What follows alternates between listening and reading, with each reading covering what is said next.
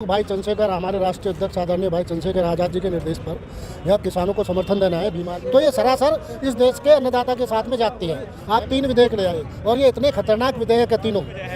मोदी जी के लिए किसान हम नहीं है, अडानी और अंबानी है। जितनी लड़ाई हमारी है उतनी आपकी और आपकी भी है। खाना आप भी खाते हो, हम ही नहीं खाते। हम वो खालिस्तानी है ना, हम है खालिस्तानी। बताओ, उनको तो ये लग रहा है ना खालिस्तानी है हम।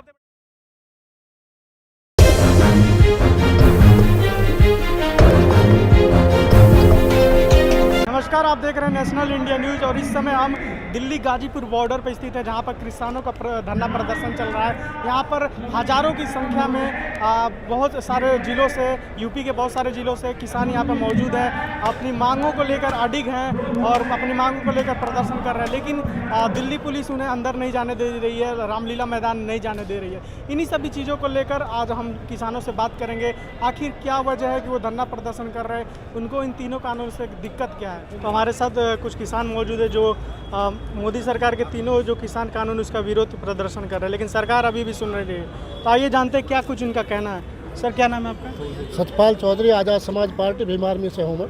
सर, जिस तरीके से आप लोग लगातार किसान प्रदर्शन कर रहे हैं, लेकिन अभी भी मांगे नहीं सुनी। हम लोग भाई चंद्रशेखर, हमारे राष्ट्रीय अध्यक्ष आदरणीय भाई चंद्रशेखर आज़ाद जी के निर्देश पर यह किसानों को समर्थन देना है भीम आर्मी का और आज़ाद समाज पार्टी का। हमारा कहना यह है इस देश की हुकूमत से कि आप उस किसान संगठन का, उस किसान नेता का नाम बता दो जिसने आपसे 3 विधेयक लाने की मांग की हो। आपसे इस देश का किसान मांग कर रहा था कि स्वामीनाथन आयोग की रिपोर्ट को लागू करो। इस देश का किसान आपसे मांग कर रहा था कि हमें C2 का जो फार्मूला है उसके तहत फसलों का दुगना दाम मिलना चाहिए। इस देश का किसान मांग कर रहा था कि जो गन्ना किसानों का भुगतान है वो 14 दिन के भीतर होना चाहिए, लेकिन आपने उस मांग पर कोई गौर नहीं की। आप तीन विधेयक ले आए और ये इतने खतरनाक विधेयक है तीनों। पहला जो MSP का है, यदि MSP आप तय नहीं करोगे, इस देश में खाद्यान्न से और खाने से बड़ा कोई दूसरा आवश्यक वस्तु हो नहीं सकती, लेकिन आपने खाद्यान्न को भी आवश्यक वस्तु अधिनियम से बाहर कर दिया। तो ये सरासर इस देश के अन्नदाता के साथ में जाती है। MSP आप नहीं रहोगे, मंडियों के जो परिसर हैं, इन मंडियों के परिसरों को आप अंबानी को बेचने वाले हो। जिस तरह से आपने हवाई अड्डे बेचे हैं, जिस तरह से लाल किला बेचा है, ONGC बेची है, ये लाखों करोड़ की प्रॉपर्टी है, इस पर नजर है मोदी सरकार की। तो हम इस कानून को कतई मानने वाले नहीं हैं। कॉन्ट्रैक्ट फार्मिंग में जो प्रावधान आप लोगों ने किया, हुकूमत ने किया, आपने कह दिया कि भाई यदि कोई भी विवाद है, मान लो कल को कोई कॉर्पोरेट आया, कोई उद्योगपति आया, उसने कॉन्ट्रैक्ट पर ज़मीन ले ली किसान की, बैंक से लोन उठाया और उठा के भाग गया, आपने प्रावधान कर दिया, वो आदमी कोर्ट भी नहीं जा सकता किसान। और SDM सुनेगा, उसकी SDM तय करेगा। तो SDM के यहाँ चक्कर लगाते ना, और बैंक से पैसे लेकर साफ जाओ ना, किसान की ज़मीन जो बैंक के कब्जे में चली जाएगी। मोदी सरकार कह रही है कि ये कानून किसानों के हित में, विपक्ष भड़काने का काम। किसान ही व्याख्या कर रहा है इस चीज़ की। हम कह रहे हैं मोदी हमारे सवाल का जवाब दे देना। कॉन्ट्रैक्ट फार्मिंग में आपने क्यों नहीं प्रावधान किया? यदि उसमें कोई विवाद होता, कोई भी देश में विवाद होता, तो आदमी कोर्ट जाता, हाई कोर्ट जाता, सुप्रीम कोर्ट जाता। आपने कैसे मना कर दिया भाई?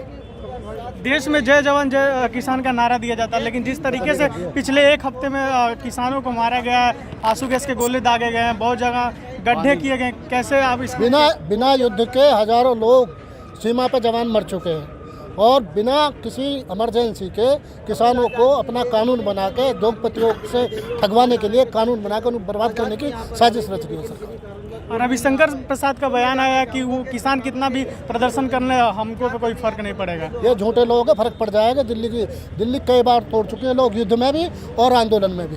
पता चल जाएगा इन लोगों को जो मगरूरियत है ना, इनकी मगरूरियत निकाल कर छोड़ेंगे। बुराड़ी मैदान पे क्यों नहीं जाना चाहते वहाँ पर?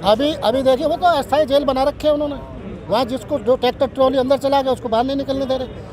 तो वो जो उसमें करेंगे क्या वहाँ? किस बात से मोदी सरकार डर रही है कि रामलीला मैदान आप लोगों को नहीं जाने दे रही है? मोदी सरकार इसलिए डर रही है कि किसान इस बार इन मुद्दों को लेकर, जो उसकी बर्बादी के मुद्दे हैं, जो उसका डेथ वारंट है, उसको लेकर गुस्से में है और वो दिल्ली का तख्ता पलट करने के मूड में है। कुछ लोग ये आरोप लगा रहे, खालिस्तानी करके आरोप लगा रहे भारतीय जनता पार्टी। वो तो लगाएंगे, ऐसे राष्ट्रभक्त, इन्होंने बड़ी लड़ाई लड़ी है ना देश में। आप क्या कहेंगे इस बारे में? किसानों का आंदोलन को लेकर मोदी सरकार नहीं सुन रही है, इसको लेकर आप क्या कहेंगे? जिस तरीके से तो सुनना पड़ेगा, सुनाने के लिए तो सीमाएं बंद की जा रही है। ये कोई किसानों का सिर्फ किसानों की लड़ाई नहीं है, ये सिर्फ किसानों के पेट पे लात नहीं लग रही है, ये उस आदमी के मुंह से निवाला भी छीनने जा रहा है जो आदमी बाजार से खरीद के खाता है। ठीक है, ये किसान और कमेरे की दो सभी की लड़ाई है, मजदूर की लड़ाई है, सबकी लड़ाई है। क्योंकि अगर हमें उचित दाम पे अन्न नहीं मिलेगा तो फिर हम कहाँ से लाएंगे। ये तो ब्लैक मेलर को आगे बढ़ाने के लिए, चंद ब्लैक मेलर को है ना, पूंजीपतियों को आगे लाने के लिए वो लाए 3 कानून। प्राइवेट हाथों में देना प्राइवेट हाथों में देना नहीं चाहते, दे रहे हैं। ये तो आप सबके सामने हर चीज़ प्राइवेट लोगों के हाथों में, प्राइवेट हाथों में, चंद लोगों के हाथों में दे रहे हैं। जो उद्योगपति 10-15 है उन्हीं के हाथों में सब कुछ दे रहे हैं, देश को बेचते जा रहे हैं। आखिर क्या वजह कि प्रधानमंत्री नरेंद्र मोदी की सरकार किसानों की बात इतने धरना प्रदर्शन के बावजूद नहीं सुन रही है? कि केवल एक ही वजह है, मोदी जी के लिए किसान हम नहीं है, अडानी और अंबानी है। सीधी सी वजह एक है, 100 बातों की एक बात है। और जितनी लड़ाई हमारी है उतनी आपकी है और आपकी भी है। खाना आप भी खाते हो, हम ही नहीं खाते, वो बात अलग है। उनके लिए हम अडानी और अंबानी ज़्यादा बड़े हैं, किसान कुछ नहीं है। कल मन की बात करी मोदी जी ने, कनाडा से अन्नपूर्णा माता की मूर्ति तो मंगा रहे हैं कनाडा से, यहाँ उनकी दिल्ली पे बैठे हैं किसान, ये नजर नहीं आ रहे इनको। जो एक्चुअल में जो अन्नदाता दे रहे हैं खाना बना के राज उगा के, वो नजर नहीं आ रहे उनको। कनाडा में बैठी देवी नजर आ रही है। वो क्या दिखाना चाह रहे हैं? हिंदुत्व के भगवान एक मोदी जी आए हैं इस दुनिया में, इससे पहले हिंदू था ही नहीं। हम तो सारे मुसलमान थे पहले। हिंदू मुसलमान को आपस में लड़ाना ही इनकी राजनीति का एक बस जरिया है और कुछ नहीं है इनके पास। हिंदुत्व लाखों सालों से है भारत में, और हमसे बड़ा हिंदू नहीं है, चाहे अमित शाह हो या मोदी हो। ये बात इनको समझ लेनी चाहिए। पब्लिक इतनी भी बेवकूफ़ नहीं है जितना बना रखा है इन्होंने। 1-2 बार सरकार बना सकते हैं, लेकिन जिंदगी भर के लिए कब्जा नहीं कर सकते हम हमारे ऊपर। ये अगर हमारी जमीन छीनी जाएगी तो इतनी ही ताकत से मुंह में से हाथ देकर निकालेंगे जमीन को वापस।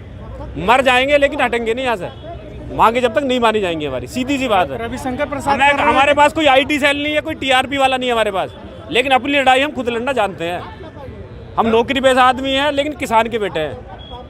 बीजेपी के नेता छुट्टी लेके बैठना पड़े, यहाँ पे यहीं बैठेंगे। बीजेपी के नेता आरोप लगा रहे हैं कि विपक्ष भड़काने की कोशिश करे, मोदी कह रहे मैनिपुलेट किया गया आप लोगों को। हम वो खालिस्तानी है ना, हम हैं खालिस्तानी। बताओ, उनको तो ये लग रहा है ना खालिस्तानी हम, वही सबसे बड़े हुए हैं। जितने भी आपको दिखाई दे रहे हैं, या तो किसान दिखाई देंगे या फिर किसानों के बच्चे दिखाई देंगे। क्या आपको नजर आया कोई यहाँ पे फर्जी आदमी? आप बताओ, किसी ने राजनीतिक बात करी यहाँ पर? यहाँ जो भी आया है, देखो राजनीति में लोग अलग अलग दल में हो सकते हैं, लेकिन किसान की बात जब आती है तो किसान में सब प्रमुख में किसान था। जो ये सवाल कर रहा है, जैसे जो भाजपा का नेता अपने ट्विटर पर लिख रहा है, उनको आप क्या कहेंगे? ऐसे देखो, किसी को लिखने से रोक नहीं सकते। जैसी उनकी मानसिकता है, जैसी उनकी सोच है, जैसे उनके नेता उन्हें बोल रहे हैं, वो वैसा लिख रहे हैं।